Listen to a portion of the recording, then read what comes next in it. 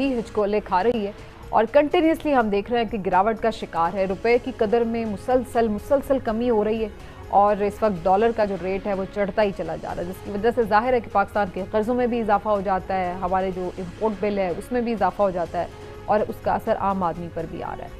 इसके साथ साथ बिजली और फ्यूल की प्राइस ऑलरेडी महंगी है, जिसकी वजह से लोग परेशान भी हैं। महंगाई है तो वो भी रिकॉर्ड सतह पर है इस वक्त। जय हिंद दोस्तों, मैं महेंद्र शर्मा स्वागत करता हूं वन वर्ल्ड हिंदी में आपका। उम्मीद करता हूं आप खुश और स्वस्थ है। दोस्तों आइए दिखाते हैं पाक मीडिया की एक और लेटेस्ट डिबेट, जिसमें कैसे डिस्कशन किया जा रहा है कि पाकिस्तान अब लगभग डिफॉल्ट हो चुका है, क्योंकि पाकिस्तान में इंपोर्ट करने के लिए बिल्कुल भी डॉलर नहीं बचे हैं और यहाँ के पाकिस्तान के जितने भी फैक्ट्रियों के मालिक हैं उन्होंने भी अपनी फैक्ट्रियां लगभग बंद कर चुके हैं, और क्योंकि उनको 7-7, 8-8 करोड़ का मंथली घाटा हो रहा है, क्योंकि कोई भी लोग फैक्ट्रियों में बना हुआ सामान खरीद नहीं रहे हैं। तो दूसरा एक साइन और डिफॉल्ट का ये है कि पाकिस्तान के पास अब पाकिस्तान की आवाम को दवाइयां खिलवाने के लिए भी पैसे नहीं बचे हैं, क्योंकि डॉलर पाकिस्तान में जितनी भी दवाइयां हैं वो सारी की सारी इंपोर्ट की जाती है और इंपोर्ट के लिए पाकिस्तान के पास डॉलर नहीं बचे हैं। तो इसलिए पाकिस्तान आज एक बुरी स्थिति में फंस चुका है और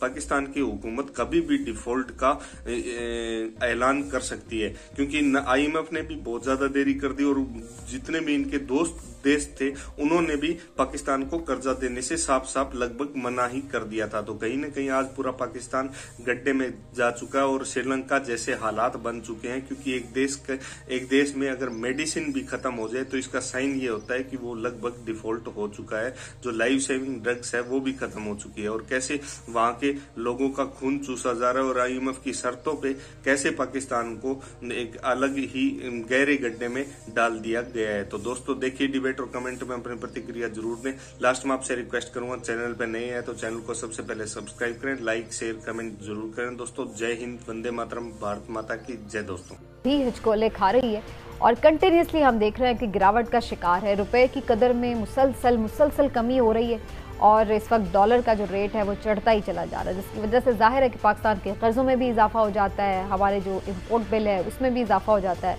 और उसका असर आम आदमी पर भी आ रहा है।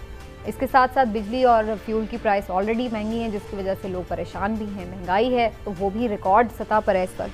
इस सारी सिचुएशन से पाकिस्तान कैसे निकलेगा, और अभी तो फिलहाल चूँकि हमें मुस्तकबिल करीब में भी सियासी इस्तेहकाम नज़र नहीं आ रहा, तो फिर क्या ये ऐसे ही चलेगा, क्या सिचुएशन होगी, इस पर बात करना भी बड़ा ज़रूरी है। लेकिन इमरान साहब, जो ये अभी तक की सिचुएशन थी, मिफ्ता साहब आके पिछले दिनों भी बहुत यकीन से कह रहे थे कि अब पाकिस्तान डिफ़ॉल्ट की सिचुएशन से तो निकल चुका है, कोई ख़तरा नहीं है, लेकिन अभी तक स्टेबिलिटी उस तरह नज़र नहीं आ रही। डॉलर रिजर्व्स तो हमारे मज़ीद कम हो रहे हैं। समीना, बात यह है कि सूरत हाल बड़ी पेचीदा है, बल्कि मैं ये कहूँ कि इंतहाई पेचीदा है, तो इसमें कोई शक नहीं होगा। मामला ये है कि आप ये देखें कि मैं वो बातें नहीं करना चाहता कि जो बातें सुन के आप, मैं और हमें देखने वाले सब मायूस हो जाएं, क्योंकि बतौर मुसलमान मैं तो वैसे ही समझता हूँ कि मायूसी होना है। लेकिन सच्ची बात यह है कि मैं कुछ ज़ाती तज़किया पेश नहीं कर रहा, मैं आपको इंतहाई आला हुकूमती शख्सियात हैं जो उनकी गुफ्तगू पे मबनी अगर बात करूँ तो मैं आपको ये बता दूँ कि पाकिस्तान जो है वो श्रीलंका की सूरत हाल तो नहीं, और अल्लाह ना करे कि वैसी सूरत हाल हो, लेकिन इंतहाई करीब ज़रूर है। यहाँ पे डिफ़ॉल्ट होने के ऐलानात तो नहीं किए गए, लेकिन अमलन आपकी चीज़ें वो हद क्रॉस कर चुकी हैं, उसी तरफ जा नहीं रही हैं। अब ये देखें, पहले महंगाई से कौन मुतासिर होता था? लोअर मिडिल क्लास और मिडिल क्लास सबसे ज़्यादा। इस वक्त जो आपकी अपर क्लास है, जो आपके सरमायादार हैं, वो भी बहुत इस वक्त भी हाथ खड़े कर दिए। हाँ जी, मुझे कल एक बिजनेसमैन मिले और उन्होंने मुझे ये कहा कि जनाब बात ये है, इंतहाई मोतबर बिजनेसमैन, उन्होंने कहा जी बात ये है कि मुझे डॉलर की वजह से इस वक्त मेरी कंपनी को तकरीबन 7 करोड़ रुपए का नुकसान हो रहा है महीने का।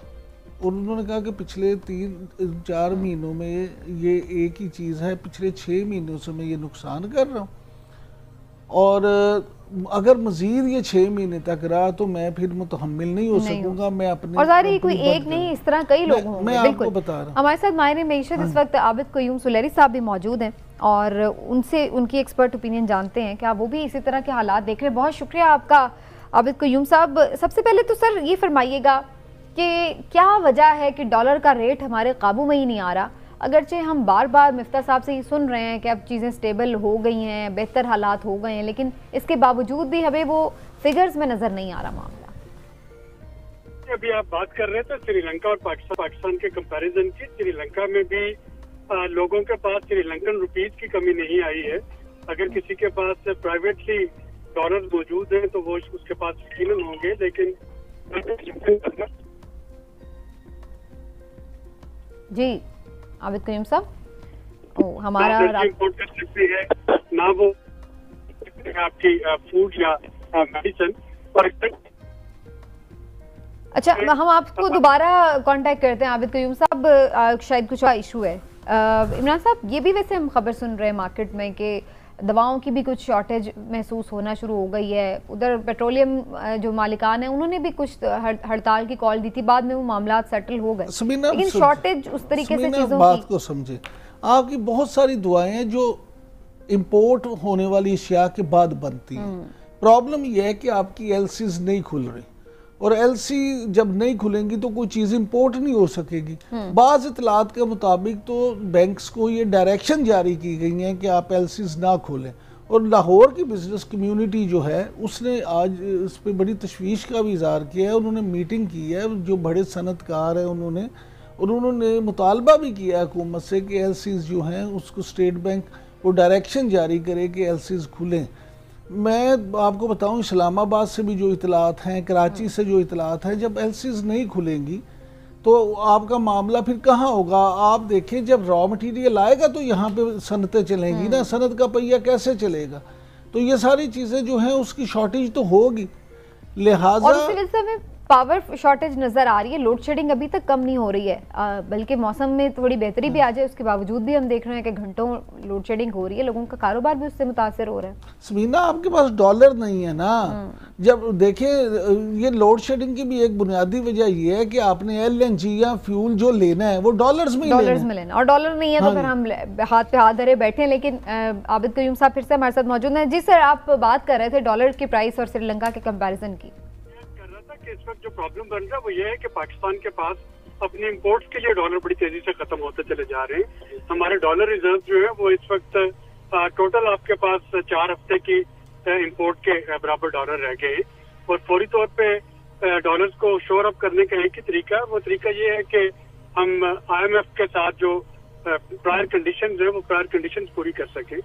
लेकिन उन प्रायर कंडीशन को पूरा करना इस किस्म की पोलिटिकल इंस्टेबिलिटी में ये एक चैलेंज बनता चला जा रहा है कि पॉलिटिकल इंस्टेबिलिटी होगी अगर पंजाब के जो भी रिजल्ट्स आते हैं सुप्रीम कोर्ट के फैसले के बाद।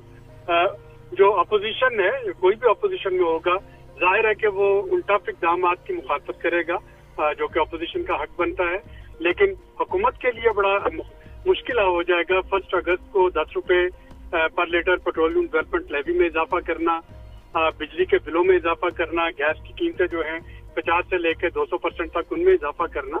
तो ये सारी चीजें जो हैं ये इस वक्त IMF के साथ हमारे एग्रीमेंट को नुकसान पहुंचा रही हैं, और इसी की वजह से हमारे लेकिन क्या वजह है सुलेर साहब, बार बार आके मिफ्ता साहब कहते हैं आज हो जाएगा, कल हो जाएगा, इस वक्त तक हो जाएगा, अभी आने वाले पैसे, लेकिन वो होता नहीं है। क्या वो गलत बयानी करते हैं या फिर कहीं और मामला फंस जाता है, इस वजह से हो नहीं पाता? मेरा ख्याल है वो पोलिटिकली जो था, पोलिटिकली तो शायद स्टेटमेंट देना वो आसान था, लेकिन इसको प्रैक्टिस में करना जो है वो मुश्किल चीज है। अभी एक और जो कंडीशन है IMF की वो ये है कि $4 बिलियन के आप जो अपने दोस्त ममालिक हैं उनके साथ भी रिजर्व जो है वो रोल ओवर करवाएं। ये सारी चीजें, और IMF जो है इस वक्त अपनी समर ब्रेक पे है। स्टाफ जो है, बोर्ड मीटिंग जो है वो 30 अगस्त के तीसरे हफ्ते से पहले होना नामुमकिन है, और वो भी तब होगी जबकि पाकिस्तान प्रायर कंडीशन पूरी कर चुका होगा। तो मेरा मकसद कतई तौर पे नाज़रीन को एक ब्लीक पिक्चर दिखाना नहीं है, लेकिन एक रियलिस्टिक पिक्चर जो है कि हमें अगस्त के चौथे हफ्ते से पहले IMF के साथ उसके बोर्ड में अपना केस प्रेजेंट होने की तवक्को नहीं है, और जब तक IMF के डॉलर्स नहीं आएंगे तब तक पाकिस्तानी रुपए की कर्ज जो है उसको स्टेबल करना बड़ा मुश्किल है। इस वक्त जरूरत इस अमर की है कि अपोजिशन और हुकूमत और अस्करी क़यादत, इन तीनों को इस इकोनॉमिक सिक्योरिटी को as a non traditional security threat लेते हुए इस पे एक इकोनॉमिक सिक्योरिटी काउंसिल बनानी चाहिए और इस पे हमें चंद चीजें ऐसी होंगी जिसपे कि आपको इत्तेफाक राय होना चाहिए।